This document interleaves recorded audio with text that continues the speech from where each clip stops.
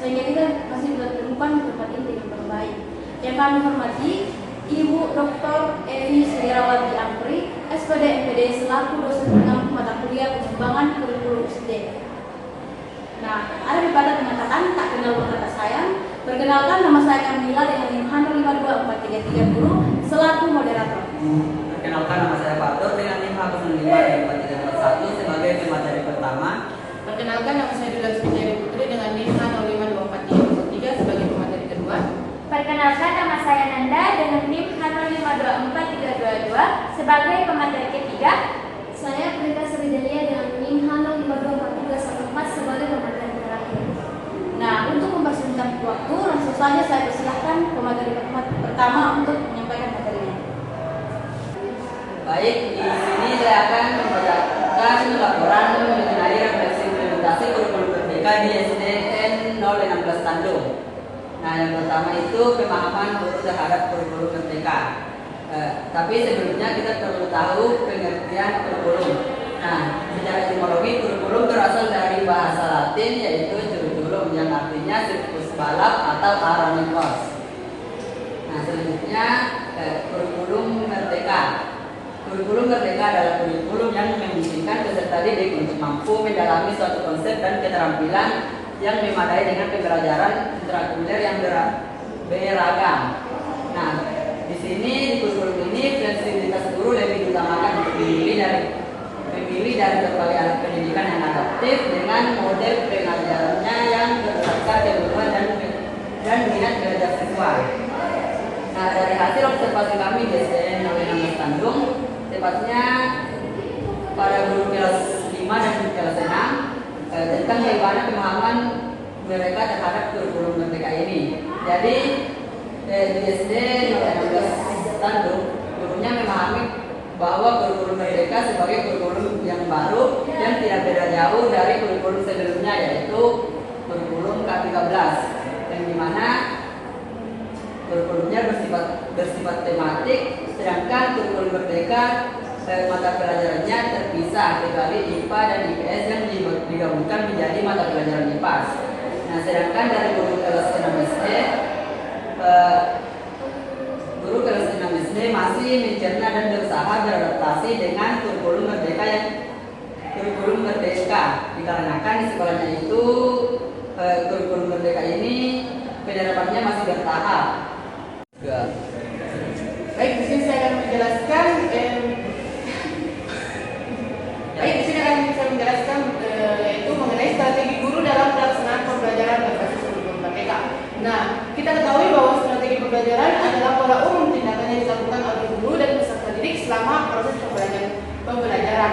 Nah, dari hasil observasi yang kami lakukan, yaitu di SDN 016 Tanjung, tepatnya di fase C, yaitu kelas 5 dan kelas 6.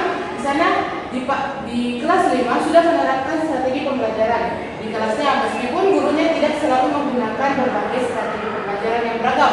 Nah, strategi yang biasa digunakan itu biasanya berbasis proyek atau PJBL. Contohnya pada mata pelajaran.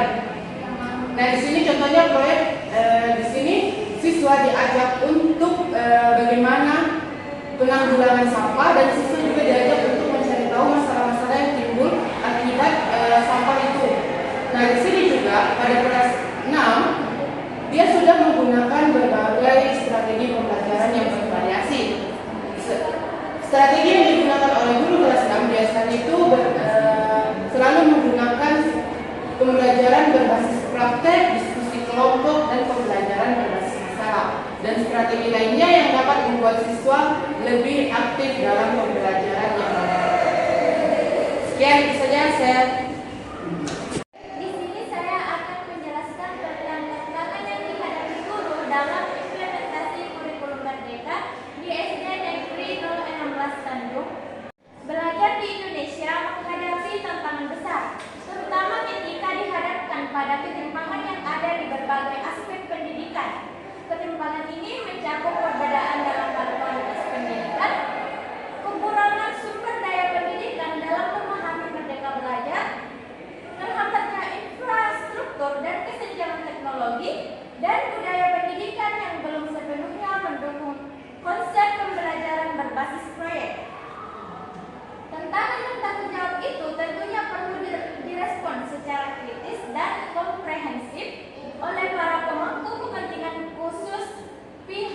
satuan pendidikan.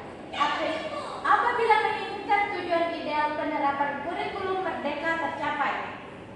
Nah, dari hasil observasi yang kami lakukan di SDN 16 Tanduk, khususnya untuk fase C, di mana kami mewawancarai guru kelas 5 dan 6. Nah, guru kelas 5 menghadapi tantangan yaitu fasilitas yang kurang memadai dikarenakan kurangnya dana dari guru untuk membiayai kegiatan pembelajaran yang membutuhkan dana lebih, apalagi pembelajaran yang berbasis proyek.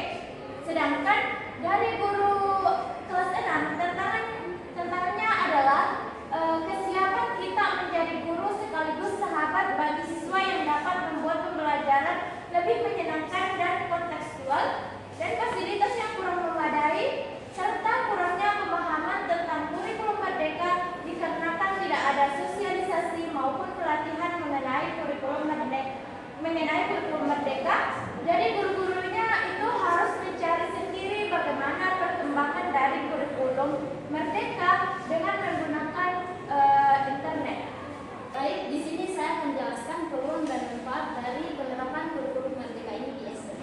Nah, dari hasil observasi yang kami lakukan di Sekolah Dasar Negeri 16 Tanduk, tepatnya kami mewawancarai guru-guru di fase C, yaitu guru kelas 5 dan kelas 6, kami menemukan bahwa terdapat banyak peluang dan manfaat dari penerapan kurikulum merdeka ini. Nah, guru kelas 5 mengatakan bahwa penerapan dari kurikulum merdeka ini membawa manfaat yang sangat banyak, terlebih sangat dirasakan oleh anak-anaknya, yaitu anak-anak lebih memahami pembelajaran karena pembelajaran lebih menyenangkan dengan adanya strategi yang beragam. Jadi seperti yang kita ketahui, di kurikulum merdeka ini tidak hanya menggunakan satu strategi, tetapi menggunakan strategi yang menyenangkan sehingga anak-anak lebih mengerti. Kemudian mata pelajaran yang ada di kurikulum merdeka ini berbeda dengan di kurikulum 13, di mana kurikulum 2013 itu mata pembelajarannya itu terbalik terpadu, artinya dalam satu buku kita memberikan mata pembelajarannya, di mana pada kurikulum 2013 dalam satu buku itu terdiri dari berbagai mata pembelajaran, sehingga guru kadang sulit menjelaskan dan membedakan pembelajaran pada mata pelajaran tersebut. Sedangkan pada kurikulum merdeka, gurunya lebih bisa menjelaskan topik-topik yang ada dalam buku tersebut karena pembelajarannya juga diajarkan secara terpisah. Kemudian dari gurunya mengatakan bahwa pembelajaran lebih terarah, kemudian siswa lebih aktif dalam pembelajaran, dan juga dari gurunya sendiri merasa lebih mudah untuk mengajar karena tidak lebih banyak menggunakan metode ceramah yang dianggapnya melelahkan. Kemudian dari guru kelas 6-nya sendiri mengatakan bahwa kurikulum merdeka ini dirasakan oleh anak-anak karena anak-anak yang tadinya pemalu, karena adanya kurikulum merdeka lebih bisa mengembangkan kreativitasnya, lebih berkembang public speaking-nya, di mana anak-anak di sini tidak hanya mendengarkan pembelajaran yang ada dari guru, melainkan mereka juga melakukan kegiatan-kegiatan seperti proyek, kemudian diskusi di dalam kelas, kemudian melakukan presentasi yang membuat public speaking dan kreativitasnya juga lebih terasa. Oke, demikian penjelasan dari saya. Baik, di sini saya akan menyimpulkan materi dari presentasi kami, yaitu kurikulum merdeka memberikan kebebasan belajar dan pengembangan potensi siswa secara menyeluruh. Pelaksanaan di SDN 16 Tanduk belajar cukup baik dengan variasi strategi pembelajaran yang mendorong keaktifan dan kreativitas siswa. Meskipun terdapat tantangan seperti keterbatasan fasilitas dan kurangnya pelatihan, kurikulum ini berpotensi menjadi landasan kuat untuk pembelajaran yang merdeka, adaptif, dan berpusat pada siswa dengan dukungan yang optimal. Baik, itulah tadi presentasi dari kelompok kami. Kurang dan lebihnya mohon dimaafkan, dan kami akhiri dengan Assalamualaikum warahmatullahi wabarakatuh.